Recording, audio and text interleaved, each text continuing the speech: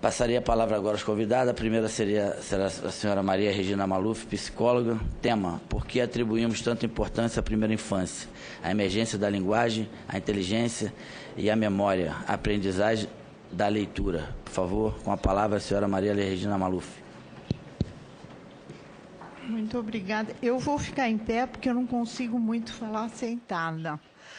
Bom dia a todos. Agradeço a oportunidade de estar aqui com os senhores e vou tentar contribuir para refletir sobre esse tema que realmente está dentro do tema deste evento da primeira infância, que trata da teoria dos sistemas epigenéticos. Gostaria de dizer que me sensibilizou muito as palavras de introdução do senador Romário, quando ele disse: eu encontrei aqui uma palavra que eu não sabia o que era, e eu fui me informar, eu fui verificar o que é isso. Acho que nós que trabalhamos com educação, valorizamos muito isso, ou seja, a disposição de aprender. O aprender a aprender, que eu acho que é uma das primeiras coisas que a gente tem que ensinar para a criança pequena, e que nós adultos perdemos muitas vezes, porque nós nos fixamos tanto na nossa zona de conforto daquilo que nós já sabemos, e a gente não tem mais disponibilidade para aprender. E isso é muito ruim. É ruim também, sobretudo para nós que trabalhamos com educação, e esse é um esforço que eu estou fazendo constantemente de aprender mais. E por quê? Porque a ciência não para. A ciência está se transformando constantemente. Eu vou me permitir uma colocação que não estava prevista para fazer aqui, mas que eu vou fazer e que cabe dentro da proposta desse evento. Nós vamos falar do desenvolvimento da criança, desenvolvimento e aprendizagem. Ou seja, o que é que nós podemos e estamos dispostos a fazer para favorecer esses primeiros anos de vida, dos quais depende todo o resto, e dos quais depende a vida da sociedade, porque está muito demonstrado por pesquisas com metodologias científicas a associação entre os primeiros anos de vida, o atendimento que se faz para a criança nos primeiros anos de vida e o que vai acontecer depois no ensino fundamental, no resto da escolarização e na vida adulta. Portanto, são os alicerces, é a formação da mente da criança. E sobre isso, existem 4 grandes teorias que todos nós já ouvimos falar e que é dada muita ênfase, excessiva ênfase, eu penso, nos cursos de pedagogia e outros que formam educadores e professores. São as grandes teorias sobre o desenvolvimento da criança do começo do século XX. Ou seja, dos anos 1910, 1930 até 1940. Eu estou me referindo a Freud, psicanálise, o desenvolvimento da criança, entendido em fases psicossexuais. Outra grande teoria nasceu com Pavlov, Watson, mais tarde Skinner veio e interferiu bastante nela, né, modulando a teoria. E é a teoria da aprendizagem, que coloca toda a ênfase na aprendizagem. É uma grande teoria que fala da nossa reação a estímulos do meio ambiente. Uma terceira grande teoria é Piaget. Todo mundo ouviu falar de Piaget quando a gente fala dos primeiros anos de vida. É também uma contribuição fundamental, mas é uma contribuição anterior às mudanças de meio ambiente e à evolução dos métodos de pesquisa que nós vivemos nos dias de hoje. Não é suficiente, é uma grande teoria, mas não é suficiente. Outra coisa que nós manejamos muito é Vygotsky, falando da importância do meio ambiente. Vygotsky morreu em 1939. Nós não podemos nos prendermos aos grandes pais. são os grandes pais da psicologia do desenvolvimento. E eu termino falando da teoria dos sistemas epigenéticos, objeto desse evento, que vai nos buscar resposta para uma das maiores questões da educação infantil: a relação entre inato e adquirido. Uma criança se desenvolve desse jeito ou do outro porque ela nasceu assim, porque ela tem talentos, porque os genes dela a determinam, ou tudo depende do meio ambiente? Essa grande questão, não estou dizendo que tem uma resposta final, mas que a teoria epigenética traz uma boa solução para essa questão, quando ela nos mostra que os genes são modificáveis. Isso tem base na biologia atual, nas neurociências. Os genes não determinam o nosso comportamento. Isso salva muitos educadores da crença no determinismo, que é o que mais nos amarra. É quando, não tem jeito, bom, essa criança nasceu numa família que não tem condições, os irmãos dela também não progrediram, não vai adiantar nada, porque ela não vai aprender nada do que eu vou falar para ela. Esse determinismo não tem mais nenhuma base científica.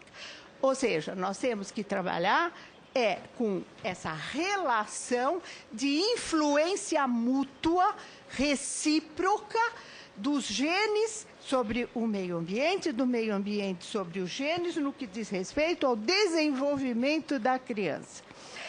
Com essa colocação, eu vou falar, acho que brevemente, mas quais os grandes pontos que nós queremos?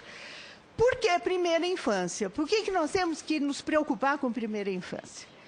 O outro grande ponto é como se desenvolve a mente da criança.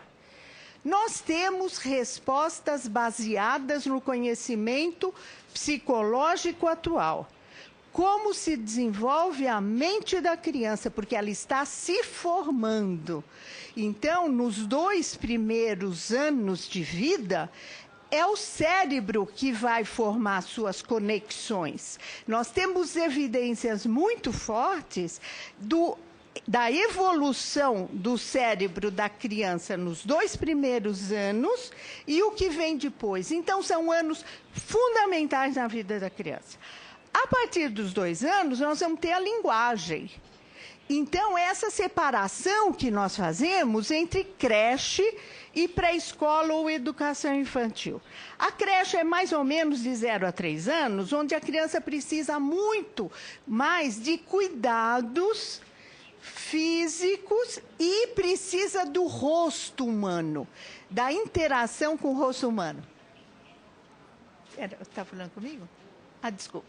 Da interação com o rosto humano, para que ela se humanize, para que ela atualize as potencialidades que estão no seu cérebro e que só vão se atualizar na relação com outros humanos.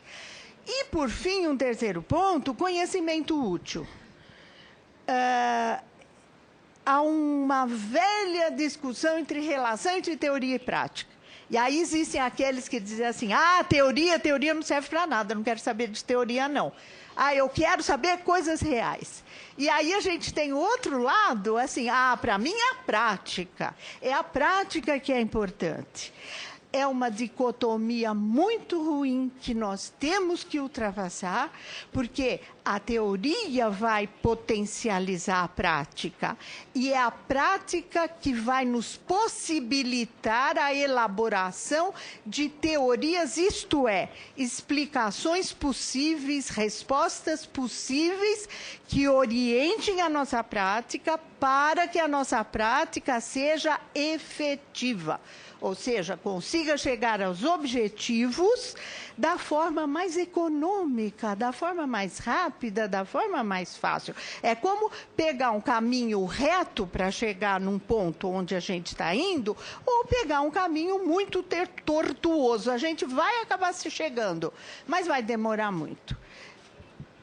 Conhecimento útil para pais, educadores e políticas públicas. Por que políticas públicas na educação? Ora, nós sabemos bem que nós temos mais de 50% de crianças brasileiras em situação de pobreza. A gente enfeita chamando de vulnerabilidade social, mas é situação de pobreza mesmo, é dificuldade de ter acesso aos bens, de ter condições de vida favoráveis em todos os sentidos. É mais de 50% das crianças brasileiras. Então, é preciso, sim, políticas públicas em geral para todo mundo, mas quem é que depende de políticas públicas para a infância? É a faixa da população mais pobre, é aquela que precisa ser ajudada, é aquela que precisa ser socorrida. E quando é que nós vamos ajudar essas crianças? Bom, vamos começar pelo começo. Tem que começar pelo começo.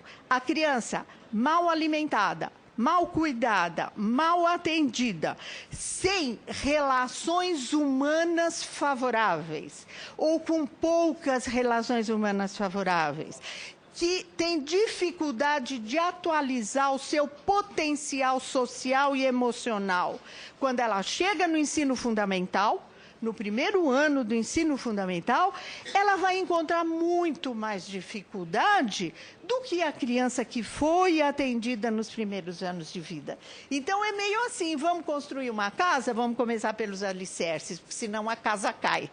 Vamos educar melhor as crianças brasileiras? Vamos começar pelos primeiros anos de vida, porque é lá que tudo vai se formando. Então, nesse sentido que eu estou dizendo, o bebê humano, nós vemos o desamparo e dependência total. Quando nasce uma criança, né, é tão lindo, todo mundo faz festa e tal, olha bem como ela depende totalmente da gente. Quanto tempo ela vai demorar para poder se mexer sozinha, para poder se alimentar, para poder... É o único animal, esse animal humano, é o único que nasce em dependência total dos cuidados da sua espécie. O bebê humano demora muito, nenhum animal demora tanto tempo. A gente tem lá o pintinho que nasce e sai do ovo, né, e já sai aí andando. Tem os outros que demoram um pouquinho para voar, mas dali a pouco eles estão voando, dali a pouco eles estão em pé. O bebê humano não. O bebê humano depende desses cuidados todos. E por quê? Porque o cérebro humano é assim. A seleção, a teoria biológica da seleção, nos explica um pouco isso. Apesar dos mistérios todos que restam lá no cérebro, a respeito do cérebro. Mas o cérebro humano, ele precisa de um tempo para se formar, pelo menos 2 anos. Que é quando a criança já tem conexões suficientes que ela consegue falar, ela consegue andar, ela vai se relacionar com outras pessoas. É o único animal que demora tanto tempo para poder se virar. Agora, quando eu digo 2 anos, sim, para ela começar a andar, começar a falar. Mas se nós a deixarmos sozinhas, provavelmente ela não vai sobreviver. Nós não temos outra espécie animal com dependência tão grande quanto essa. Então, cuidar da criança nos primeiros anos de vida.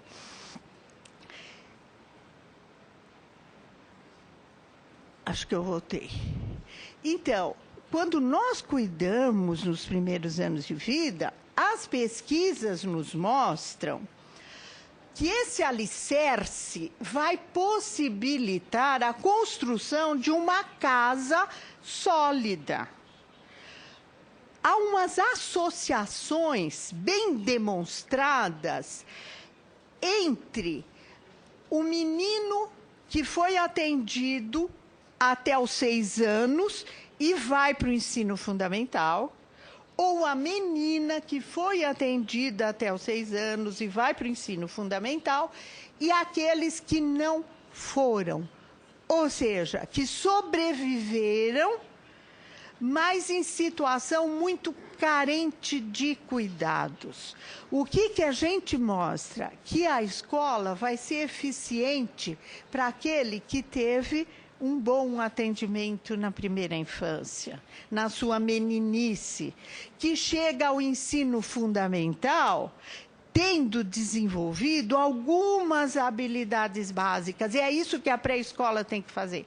É isso que a educação infantil tem que fazer, para que a criança chegue no ensino fundamental em condições de aprender bem.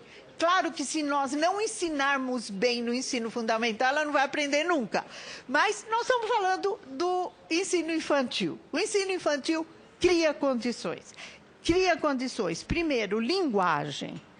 Pensamento depende da linguagem. A criança precisa desenvolver linguagem, desenvolver vocabulário, desenvolver sintaxe, formar frases, compreender a linguagem, linguagem receptiva e linguagem expressiva. É isso que se faz na pré-escola. Ela aprende habilidades básicas, por exemplo, ler, escrever, contar. Isso não pode começar a acontecer aos 6 anos ou aos 7 anos. Porque essas habilidades têm condições prévias que sensibilizam para isso. Na pré-escola, na educação infantil, a criança vai se sensibilizar ao que é ler, ao que é escrever.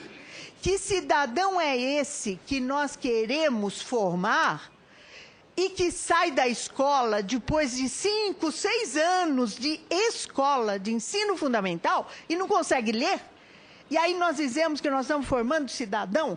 Que cidadão nós formamos se nós não garantimos que ele aprenda a ler, escrever, contar e aprenda a interagir com a tecnologia digital?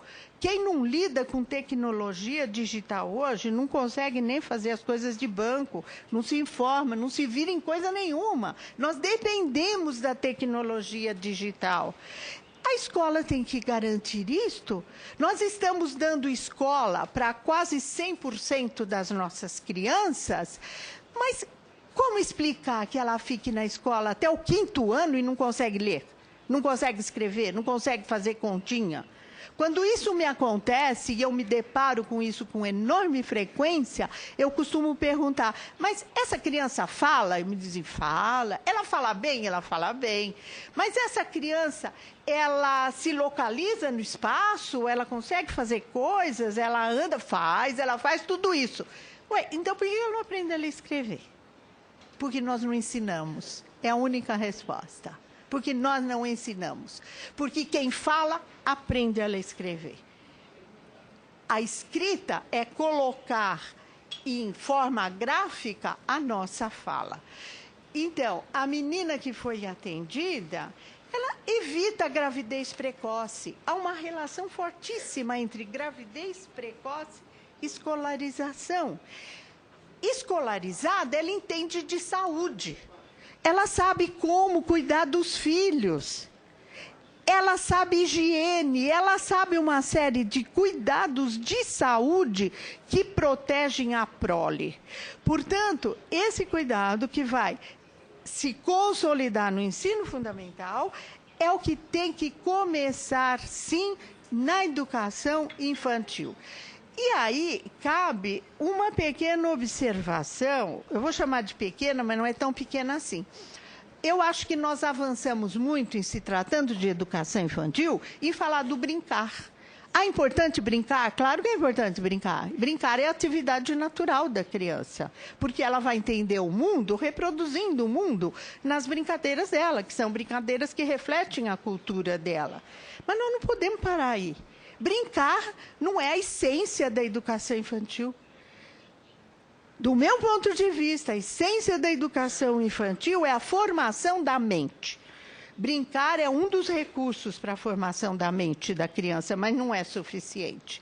Nós precisamos planejar situações agradáveis, sim, para a criança, no nível do desenvolvimento da criança, no nível de compreensão da criança, mas atividades que abrem portas, janelas, que abrem novas possibilidades. Isso qualquer boa escola faz. formar a mente da criança nesses anos de atendimento. Brincar de forma espontânea, ela brinca em qualquer lugar, na casa dela, na família, em qualquer lugar que ela estiver. A educação infantil tem que oferecer mais do que isso. Mais do que isso. Formação da mente da criança. A psicologia no século XXI avança em vários sentidos, e no sentido de levar em consideração mudanças no modo de vida, que tem impacto sobre o desenvolvimento cognitivo das crianças. Quando eu me referi às grandes teorias, Freud, Piaget, Vygotsky, depois fui parar na teoria dos sistemas epigenéticos, né? São teorias para explicar aspectos do desenvolvimento, nenhuma abrange todo o desenvolvimento da criança. Mas nós temos que pensar, o que aconteceu de 1950 para cá? Que psicologia é essa que nós temos de 1950 para cá? Aconteceu muita coisa. E a psicologia brasileira, no meu entender, não segue ainda um ritmo desejável. Que ritmo desejável? O ritmo de estudar problemas específicos, aproveitando as grandes teses das grandes teorias, aquilo que a gente aprendeu com os clássicos, mas focando problemas atuais que os clássicos não tinham. Piaget não tinha nem vídeo para gravar as crianças, ele tinha que ficar olhando lá durante horas. Vygotsky ia estudar na montanha, os seus colaboradores, num momento de revolução cultural, educacional, não existia internet, não existia televisão, o mundo não estava conectado. Os nossos problemas hoje são outros.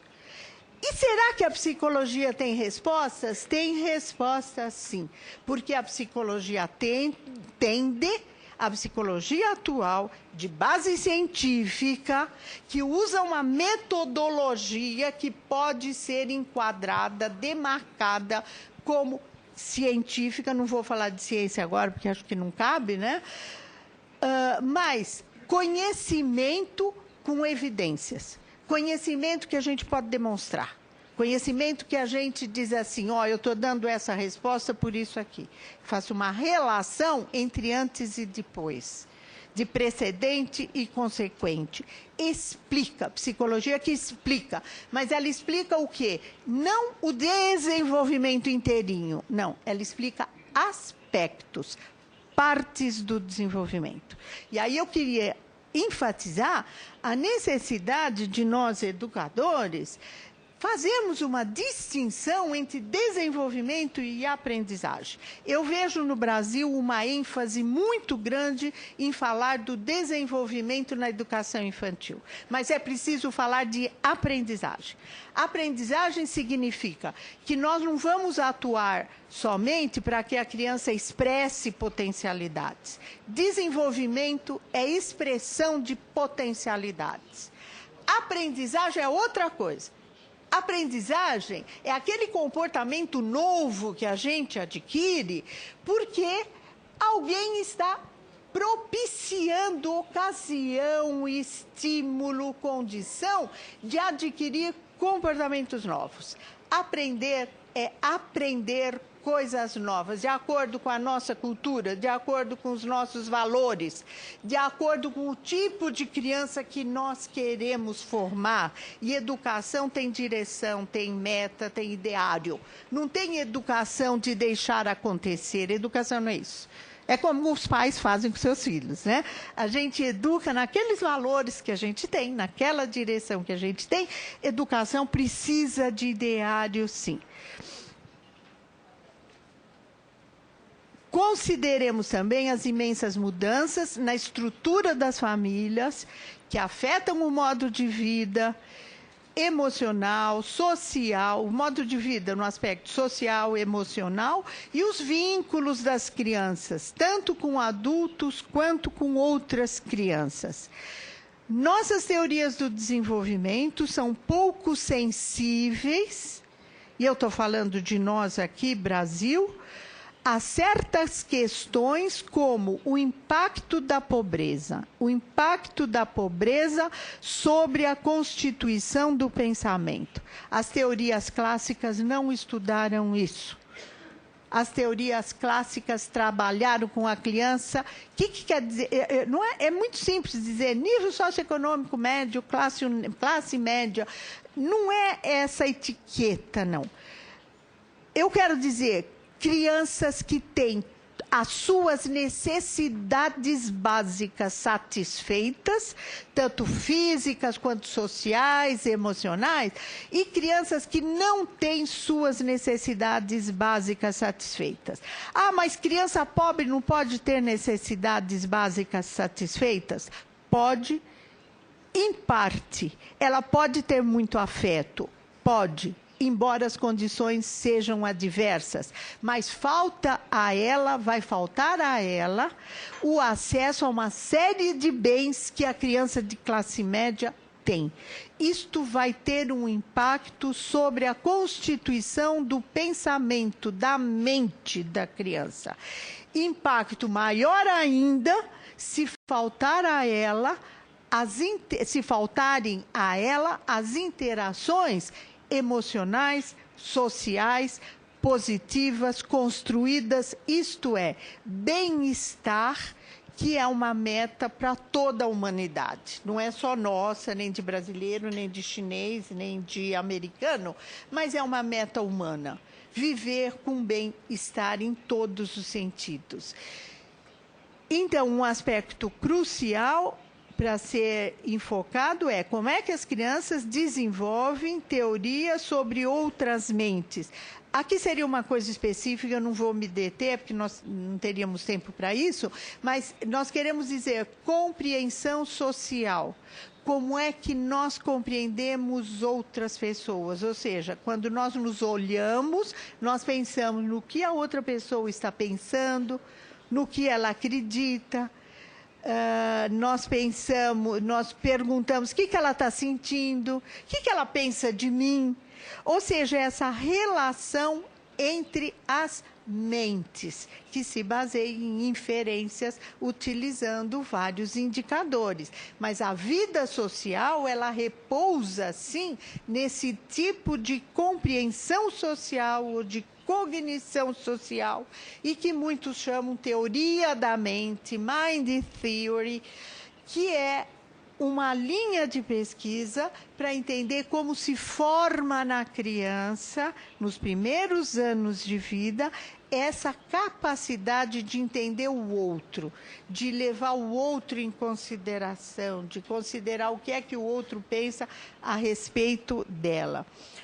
E eu vou terminando, aqui eu estou falando da teoria da mente também, que é algo muito importante na educação infantil, porque envolve justamente cognição social. Nós vemos aqui crianças lidando com o mundo físico, com objetos, cores, e elas estão lidando entre si também.